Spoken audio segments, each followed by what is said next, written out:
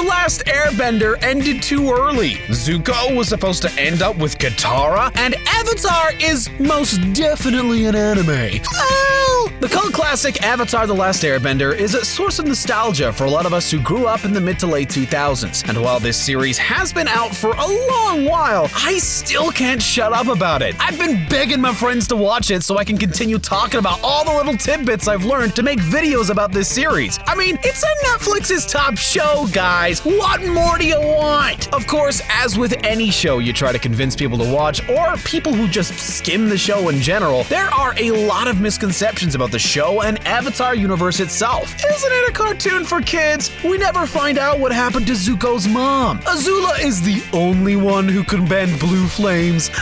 Wrong!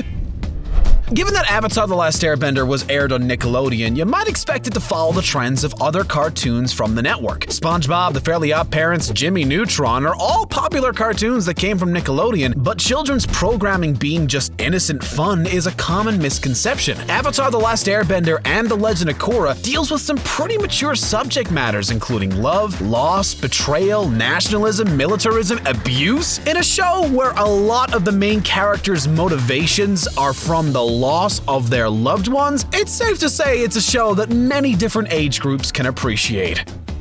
One of the biggest mysteries at the end of Avatar The Last Airbender is what happened to Zuko's mom. What we do know is that in the dead of night, Zuko's mother Ursa came to him, said farewell, and she was never seen again after supposedly intervening when Ozai was supposed to kill Zuko. Now, if you haven't read the Dark Horse comic run of Avatar, you're missing out. During the comic run The Search, Zuko, Azula, and Team Avatar try to find Ursa. They find out that she was banished from the Fire Nation after offering to kill Fire Lord Azula and ensure Ozai was elected to the throne so that he would spare Zuko's life. Once she had fled, she met her old boyfriend who helped her change her identity and wipe the memories of her past. Once Zuko and Co found them, she returned to the Fire Nation with her new family to be with Zuko now that Ozai was out of the picture. Ozai didn't give Zuko any slack in the Avatar series. A lot of people see Ozai as a very one-dimensional, cruel character who banished his shameful son for speaking out during a war meeting that then resulted in Zuko's iconic burn scar. But what many people don't know is that the reason for Ozai's hatred was a little more than that. The real reason why Zuko was treated so poorly was because of his mother, Ursa. You see, Fire Lord Azula forced a marriage between Ozai and Ursa because she was Avatar Roku's granddaughter. Ursa tries to write home, but suspects that Ozai is intercepting her letters, and to prove it, she makes up the lie that Zuko is not his son, but of her old boyfriend Ikem. Once the truth is revealed, Ursa says she wishes Zuko wasn't Ozai's son, so Ozai states that he will grant her wish and treat Zuko as if he is not one of his own. As a result, Zuko becomes an extension of Ozai's hatred towards Ursa. To be clear, not everyone in the Avatar universe can bend an element. Much like other properties like X-Men, Harry Potter, and so on, you have to be of the chosen few born with the abilities. A common misconception, however, is that your bending is derived from what nation you stem from. This isn't entirely the case. The majority of benders in Avatar can use abilities that correlate with their respective nations. However, it could be more a matter of genetics. An example is the likes of the Foggy Swamp Tribe, a tribe of waterbenders who reside in the Earth Kingdom. And of course, we can't forget about the brothers from The Legend of Korra. However, it's important to note that bending doesn't fully originate as a human ability. The character Toph was taught earthbending by the Badger Moles, much like firebenders were by dragons, airbenders by sky bison, and waterbenders by the moon. This indicates that it could purely be from an aptitude for bending, tied to one's soul, as energy bending implies that the ability to bend can be removed by bending someone's life energy. Zuko and Katara have a lot of almost intimate moments in the series. Moments like this lead a lot of fans to believe that Zuko and Katara were meant to end up together instead of Katara and Aang. But the truth is a little bit more complicated. The creators behind the series originally said that there was a 50-50 chance that the two would have ended up together, but then backtracked and said there was never any chance. Series writer Aaron E. has once said during a lecture that the production team was planning to go with this angle, but Nickelodeon executives pushed them away from the idea.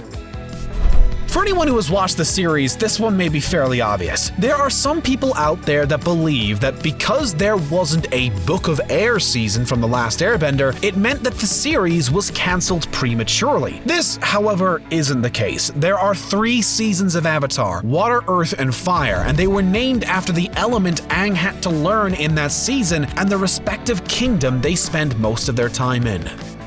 Is Avatar an anime? A lot of people disagree with this perception. Anime is the name given to an animation that tends to originate from Japan, and The Last Airbender does exhibit traits that are synonymous with the art style from the region, sometimes known as Japanimation. While The Last Airbender was influenced by Asian cultures, the main disagreement with the idea that Avatar is an anime is that it wasn't created in Japan. Most phases of production were completed in the US, however, some argue that because a lot of the animation was outsourced to South Korea, this could change its definition. I guess it comes down to whether you interpret anime as an art style or where the animation comes from. Whenever a property gets adapted into another medium, fans of the original always have to manage others' expectations, as a lot of people being introduced to it may believe that it's an exact adaptation. When our butts were in those theater seats for the live-action adaptation, most of our smiles were transformed into gaping holes, witnessing the inaccurate portrayal of our favorite characters. From completely different personalities, blatant whitewashing, mispronounced names, incoherent plots, bad acting, there's a whole list of things that went wrong with this movie that most of us just want to forget. When you see the main characters of Avatar roaming around, fighting off soldiers, saving the world, you might think that these characters are a little older, late teens, burdening on adulthood maybe? Well, Team Avatar is a lot younger. Zuko is 16, Sokka is 15, Katara and Azula are 14, and Aang and Toph are 12. And remember, the events of the series happen over a single year.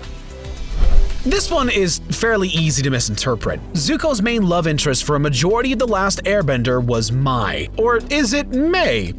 See what I did there? That's the confusion surrounding her character, because on paper, people don't necessarily understand the pronunciation of her name. But if after a couple of watches, I'm sure you'll pick it up as May, like the month of May.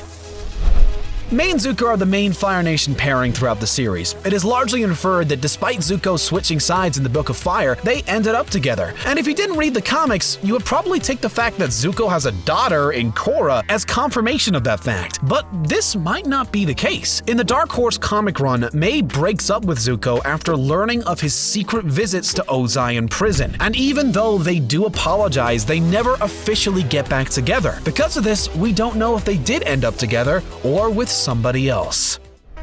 Momo plays a big part in the comic relief alongside Sokka and Appa in the series, and after Aang discovering Momo at the abandoned air temple, there is nothing more inferred about his identity later on in the series. He's just a flying lemur. Well, what if I told you that there is more to him than meets the eye? Showrunners of the show intended for Momo to be a reincarnation of Aang's old father figure, Gyatso. While this plan ultimately went unmentioned, it does add an interesting twist on the character. The idea of reincarnation is pretty simple. Once you die, your non-physical essence starts a new life in a different form, be that animal or human. But there is some confusion over how it pertains to the avatar. Are all the avatars the same person? Well, kind of, it's debated. While the soul of the previous avatar then inhabits the next body to continue the avatar cycle, it doesn't mean that person is going to end up the same personality-wise. In The Legend of Korra, we learn that the being that allows the avatar to exist is the spirit of light Rava. So this spirit is attached to the same soul every time, but they are still separate people, and each of those souls has their consciousness that the avatar can call upon. Jet is a controversial character who villainizes anyone who originates from the Fire Nation. It's this perspective that ultimately results in him being brainwashed by the Dai Li, where Team Avatar saves him and he gets severely injured. But a lot of people seem to think that Jet might still be alive. Now guys, I'm sorry, it might not have happened on screen, but Jet is super dead. Not only is it inferred in the series, but he's not been seen in the sequel comics, and in Avatar Extras, it was confirmed that, for the record, Jet is gone. High fantasy settings tend to have run-ins with magic every once in a while, but what could be misconstrued as magic in the Avatar world is very different and not magic in the traditional sense. Bending is a very physical process, and each of the bending arts takes heavily from different martial arts. While the spirit world exists, many magical elements in the Avatar universe, i.e. psychic powers, fortune-telling, and superstition, are portrayed with skepticism.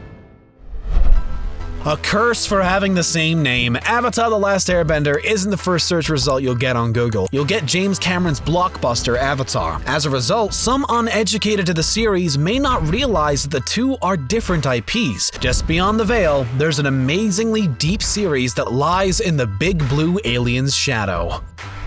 Iroh is the best character in Avatar. Fight me if you dare! I will die on this hill! For the majority of the series, Uncle Iroh stands as a spiritual guide that assists a lot of the other characters along their journey. But it's important to note, he wasn't always like that. When he was younger, he was the revered military leader of Fire Nation armies, filled with the same glory-hungry nature shared by his family. It wasn't until the death of his son and his rumored trip to the spirit world that Iroh was able to cope with his loss and transform into the character all of us need once in a while. You know what? I need a 1-hour loop of Uncle Iroh quotes to chill and reflect to.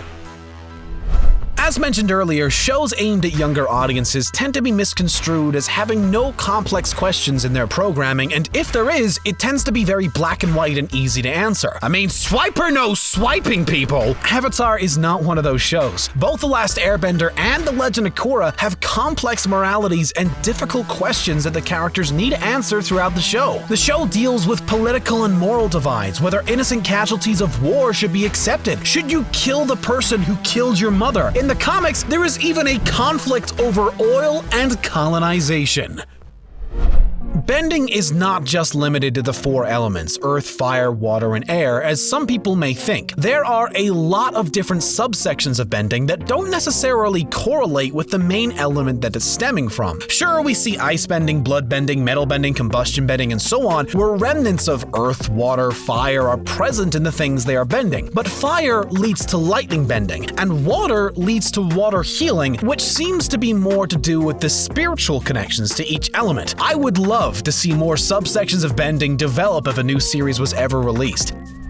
The imagery of the fabled lion turtles are present throughout the entire Avatar series, but it's not until the last few episodes of The Last Airbender that we learn in fact that they are actual creatures. During his encounter with a lion turtle, Aang mentions that he thought the creatures were all but extinct. A lot of people tend to forget why they faded away. They didn't just slowly die out, they were hunted to extinction. This one lion turtle just moved away and hid from humans to survive.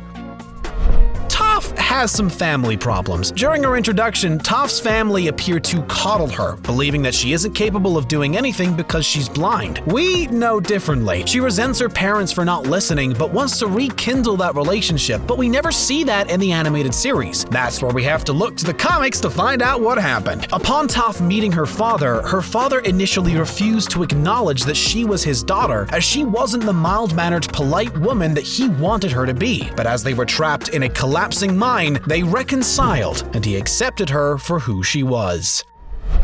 During The Legend of Korra, a major conflict in the first book is the Equalist Resistance, where the leader Amon can remove people's bending abilities. This is not, however, the same as energy bending, the ability that Aang uses to remove Ozai's bending in The Last Airbender. Amon's abilities are a form of water bending, and are more to do with blocking someone's chi paths, similar in a way to Tai Li's chi blocking martial arts during The Last Airbender. Energy bending, however, is a much more dangerous method. You are bending someone's life energy, and if you aren't powerful enough to battle with the subject's soul, you could easily be overcome while using this technique.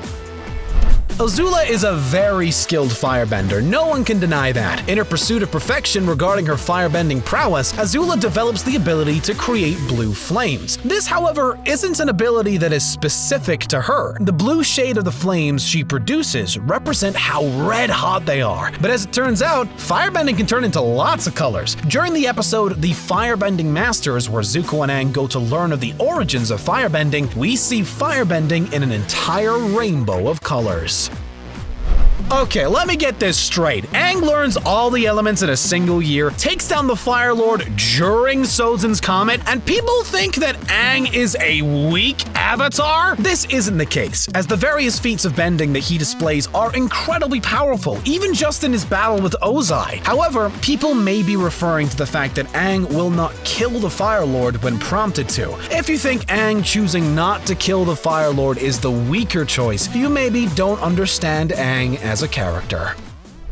During most of the series, it is very much insinuated that Aang is going to have to save the world, and as a result, many people seem to believe that the fate of the world entirely depended on Team Avatar. But if you look deeper, many different factors assisted in stopping the Fire Nation. There was the Earth Kingdom, the White Lotus, the Water Tribes, various resistances across the new Fire Nation territories. Sure, the Fire Nation were winning the war, and the Avatar was there to turn the tide, but let's say Aang didn't wake up. There still would have been other groups fighting to stop their reign of terror. And if history teaches us anything, great empires always fall eventually. And there you have it. People just need to watch the series for themselves to enjoy the wondrous accomplishment that was The Last Airbender. What do you guys think? Are there any other misconceptions about the series we missed? Let us know in the comments below. Be sure to like this video and subscribe for more content like this in the future. Thanks guys, and we'll catch you next time.